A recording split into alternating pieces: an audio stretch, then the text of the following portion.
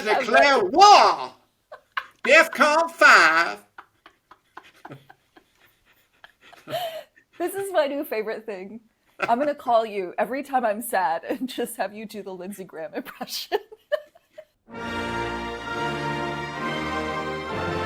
Hello everyone and welcome to a very special relationship. They're now single parents since 2016, keeping eyes on their wayward child.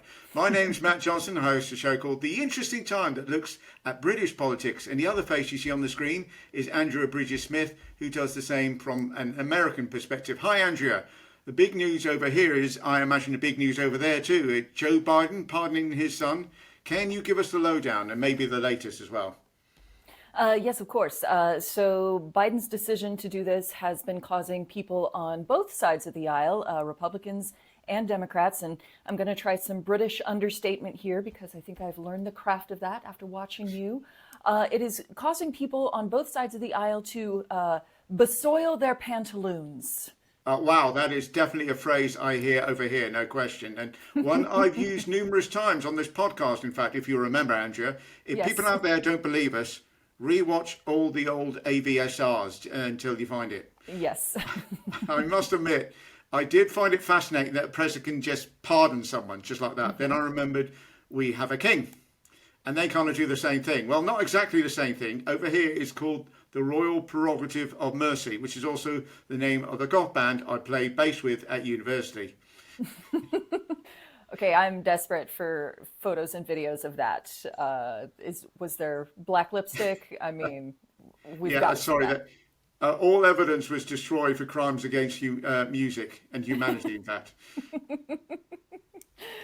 So, what I think is interesting about this is that there's a lot of people who are saying that, oh no, Biden has ruined his legacy by pardoning Hunter. And I'm like, okay, what legacy are we talking about here? Are we talking about the one where he waited 3 years too long to drop out of the presidential race, forcing his VP to do her entire campaign as a sort of running sprint? The legacy where he hands the keys to the White House back to the guy he took them from?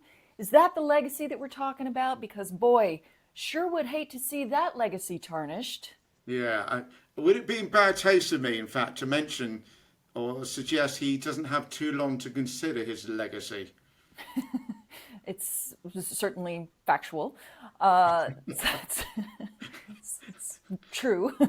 Another argument that I heard was, oh no, now that Trump has seen Biden do this, he's going to think that he can do whatever the hell he wants. And I'm like, okay, where have you been for the past decade? Like, this man is not some doe-eyed innocent who is just finally hearing that evil exists in the world and going, oh, maybe I should try it. This man does a new crime every 10 minutes, so his heart doesn't stop. He is the Sandra Bullock of doing crimes. Stay on or get off. Get off. And I don't think speeding's the worst thing he's done, is it? No, I wish his crimes just involved vehicular malpractice. That would be refreshing. Now, Matt, obviously the world has gotten extra spicy this week. We've got a sprinkling of war over here, a dash of martial law just for funsies. So what about you? How are things going in the UK? Well, quieter, funny enough. But over here, a lot of our news is American news as well, as we prepare for Kentucky Fried Jesus to be anointed. You might have spotted that the ICC, International Criminal Courts, have put out a warrant for the arrest of Israel's Prime Minister, which members of something called the Rome Statute, which was a treaty which led to the setting up of the ICC, are obliged to act upon. So, Andrea, there are 124 countries that have signed and ratified it. Just about all of Europe, Australia, a good 80% of Africa, and to the south of you, all South America, Central America, including Mexico, all the Caribbean islands, Canada, and... I'm assuming us, we love to sign things. Yeah, sorry, no. You signed it, but you just not ratified it, which is something you don't like doing as well. But you're in good company because neither has Russia. Ah, yes, Russia, who I assume is about to be our new best friend. So Yeah. that I think tracks. so as well. Anyway, I saw Lindsey Graham on some news show threatening any country that tries to arrest Netanyahu, I beg your pardon, including Britain. But I don't think he needs to worry. This government's still selling arms to Israel, for goodness sake. We're complicit in that regard. But it was rather funny hearing Lindsey Graham attempt to threaten anyone. He just doesn't have the accent for it. I always think he sounds like me, or indeed any Brit, when we try any American accent. You know, hello, Andrea. So lovely to see you. Now you Brits better do what you're told, otherwise I'm gonna knock your teeth out. You know, hilarious. That is the single greatest Lindsey Graham impression that I have ever heard. It sounds like something out of a Tennessee Williams play. Put a cap in your ass. This is gold. I need your Lindsey Graham to be on the show every week. That is my favorite thing that has ever happened in my whole entire life. Lindsey Graham, he's hilarious to listen to. You're exactly right. He does not sound threatening at all. I'm curious, did you know that there is actually a conspiracy theory about him? Oh no, I didn't. Pray, do tell. So the theory goes is that Lindsey Graham is actually gay, and Donald Trump has proof of that somewhere, and that's why he's always, like just doing Donald Trump's bidding, like whatever you need, sure, I agree with whatever you say. And I think if Lindsey Graham ever gets his hand on the piss tape, then maybe we could get the both of them to shut up, and that would be nice. Sorry, Lindsey Graham's gay is a conspiracy theory. I mean, it would have been more unbelievable if you told people he was straight. I mean, him with that accent has to be one of the most gayest things I've heard, and I'm British. I have to ask, how long did it take you to do that impression? I know that you are a master actor, you're a thespian, you just made that come to life. I'm very Yes, I had to get into parts, darling. Honestly, you can't just throw this stuff out there. I've got to be in a space. I've got to be in the me space. I've got to be able to feel. Oh no, that's what I was going to say. Feel Lindsey Graham. No, I didn't mean that at all. But yes, and to take on the momentum. I had to sort of listen to his voice several times before I attempted that, whatever that was. Well, I'm sorry that that's how you had to spend your day, but I'm also delighted at the same time. So getting back to Israel, there was a ceasefire made with Hezbollah, and then they both were kind of like, two kids in the back of the car after someone says, "Don't hit your brother." It's like, okay, I'm not going to hit him. No, okay, sorry. Nope, that was the last time. I'm not going to, so they've been like firing one more little last missile just for nostalgia's sake at each other. And I heard that there was some it goes diplomat. off. These things, they go off. We can't use them again. Exactly. Like we're using it now so that we can't. That's what we're doing, right? And I heard that there was some diplomat from the U.S. that was like, "Good news, the ceasefire is holding." And it's like, do you know what a ceasefire is? It means that the firing ceases. This isn't a ceasefire; it's a slow down fire because we're just shooting less. Yeah. And that's in a ceasefire, no one gets shot at. And I'm an American, so I'm an expert on anything involving getting shot at. We bow to your superior knowledge, which is unusual in this country. You normally bow to people with superior genes. Also over here, and also sort of over there, is the news that Elon Musk apparently is promising or wanting to give Nigel Farage $100 million. Oh, and what would Nigel Farage have to do to get that? Is he going to be hired to run one of Elon's 12 companies that he doesn't have time for? Oh, when you say companies, you mean children. I imagine it's the same sort of thing as Trump, right? Very much playing out the same notebook they are. But Labour may scupper the deal as they made a manifesto pledge to reform the way political donations are given and cap them. Now, there is so much irony in that last sentence, so please allow me to unpack. Okay. Firstly, Labour have either scrapped or added so many manifesto pledges, or added so many things that weren't manifesto pledges, I beg your pardon, that it would be just typical and brilliant that they actually stick to this one just to annoy Musk. Secondly, the name of Nigel's party is called Reform, so obviously they're reforming the political donations. Wonderful. And thirdly, Nigel Farage is probably most famous for getting the UK to leave the EU because, as he put it, he didn't want unelected foreigners from getting involved in UK politics, and well, here we are. That's pretty ironic. Now, you said something interesting the manifesto pledge. That sounds like something that Kim Jong-un would use to announce a giant statue of his face or something. I mean, it's a bit much, yeah. Yeah, yeah. Oh, the statue's coming, I've no doubt, at some point. Further to that point, Musk can't make a donation of anything over £500 to Farage or Reform because he's not a UK citizen, but he could do so via his UK companies. Is it Tesla and SpaceX, I think? Or he could apply for UK citizenship through the fact that his paternal grandmother was born in Liverpool. And also, by the way, if he did decide to go down that route, that would mean he would be a citizen of 4 different countries: South Africa, America, UK, and Canada. Man, that is a lot of citizenships. Well, he never does just one of anything. Passports, companies, baby mamas. He likes to stop up.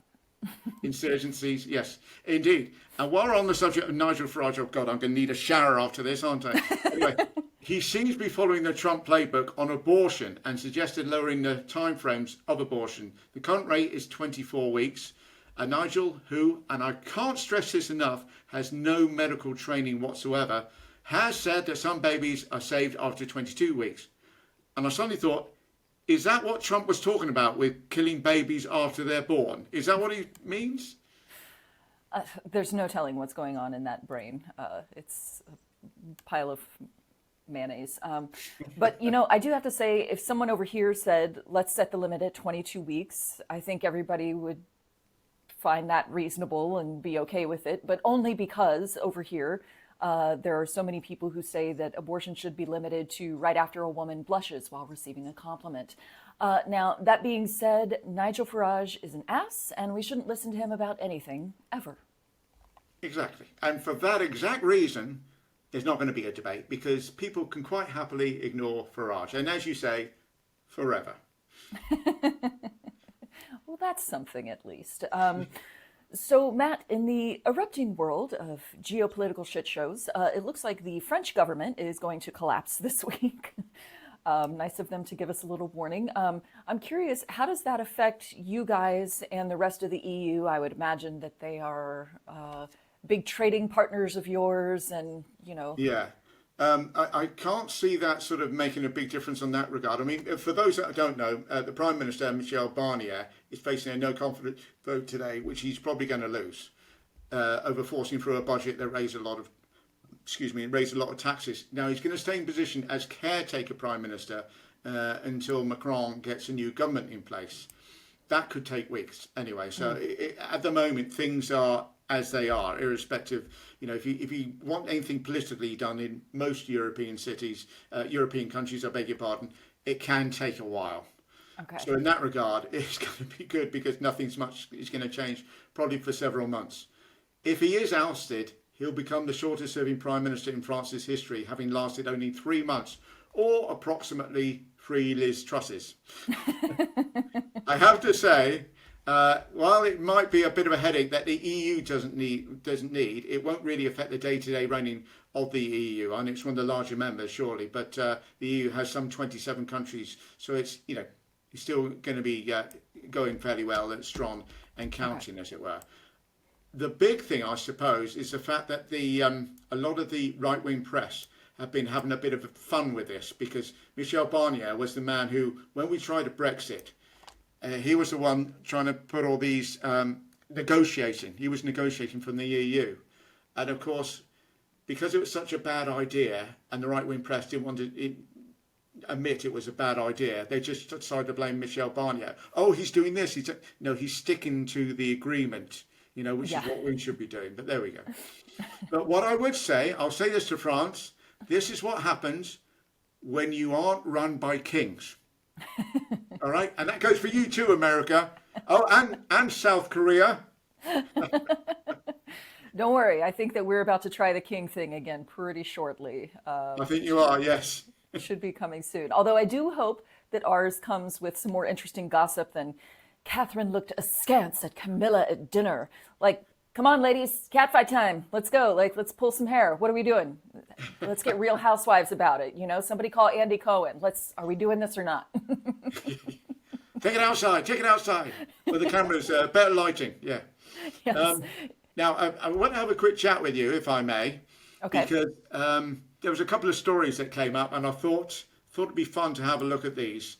Okay. I don't think either of these funny. They're kind of funny, but well, let me do the stories, and then you can decide for yourself. Okay. A chap in Dundee who murdered an individual, sorry, another man, over a packet of cigarettes. Basically, I think it was something like 27 when he went down for jail, and he was going to be jailed for about 20 odd years. And as he was leaving court, he turned around and said, "I'll be out by 45, haha, screw you," that leaving the entire family in tears and stuff. Anyway, he died in prison, age 42. I don't know. I just thought that was kind of funny, I love you that. know? I think that's great. It's just That's like, amazing. yeah, it's just, for a start, his maths aren't the best because he would have been out for 40 till 47. He would have not been out for parole till 47. But that's sort of, nothing can happen to me now, walking off with a big smile on the face. And you Yes. just go, ah, Karma, yeah. we salute you. Great job. Sometimes you have a little fun with it, and we like that. I mean, the headline is a bit that got me. It said, "Killer who boasted, 'I'll be 45 when I get out,' dies in prison, age 42. It just, I don't know. And the other thing is a British band called Sports Team. Have you heard of them? Yes, actually, I was listening to them on the radio this morning in the car. Oh, okay. Well, they did their first tour of the US. On the very first day, they got robbed at gunpoint at a coffee place, at a Cafe Nero, I think it was. Sure. But what troopers these people are, right? Because what they did is they had stuff like their laptop and phones and stuff nicked, but the robbers still left all their instruments. So they still went on to the first gig and played. And I thought, fair play to them, that is. But what an introduction. Coffee, Yeah, you I want a mean, coffee? What's this normally, guy want? This guy want directions? He seems to be pulling something out of his jacket. What's that going on? Yeah. yeah, normally we like to let you settle in a little bit before we do a gun violence at you, but we do have this new Department of Government Efficiency that's trying to make things more efficient. So it sounds like it's already working, and Yeah. we're getting that out of the way right up front. So, welcome to America, Sports Team. Sorry, we're like this. Now, I know, final thing is, I know you and I sometimes like to talk, Andrea, about the issues, shall we say, that women have when it comes to politics that men don't always have.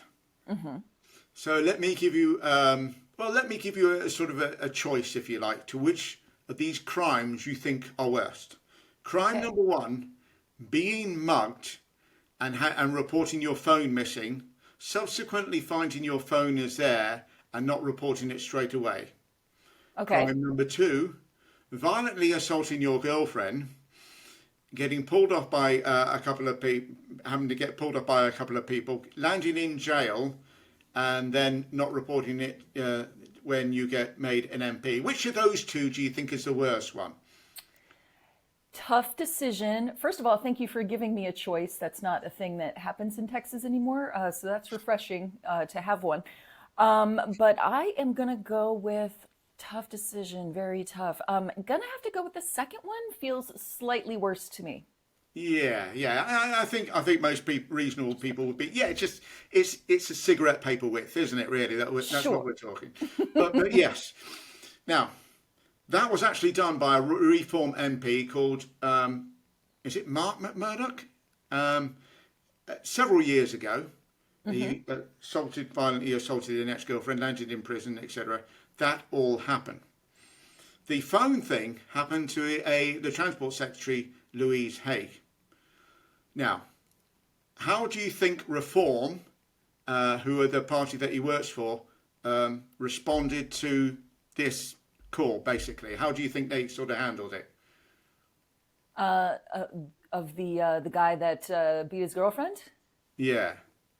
I assume that they have offered him grace, kind of said, you know what, people make mistakes when they're young, and this person has clearly grown as an individual. That's usually how things go. Am I on target there? Yeah.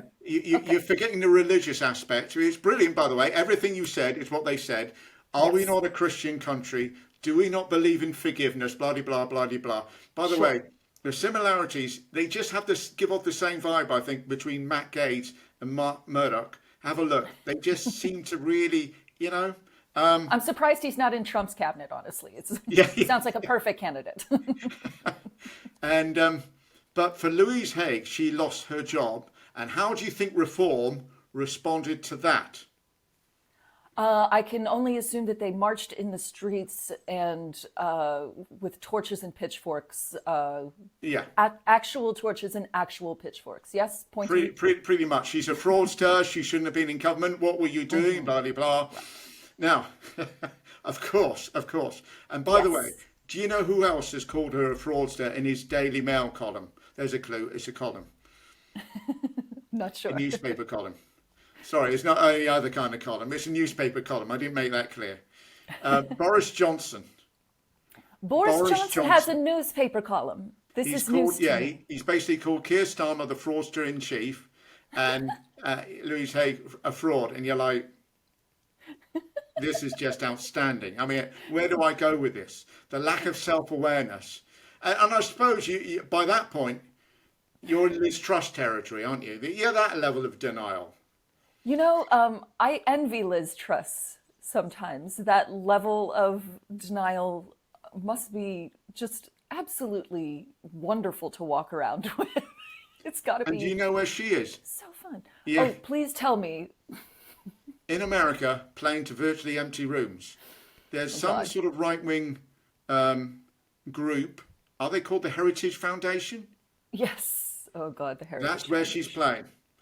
That's where she's playing. It's the only people that are essentially still book her, you know? Yeah, that's... Speaking of the Heritage Foundation and Trump's cabinet and all that stuff, there is some late-breaking news for you that just came in this morning that I think you will enjoy very much, because I am having a wonderful time with it.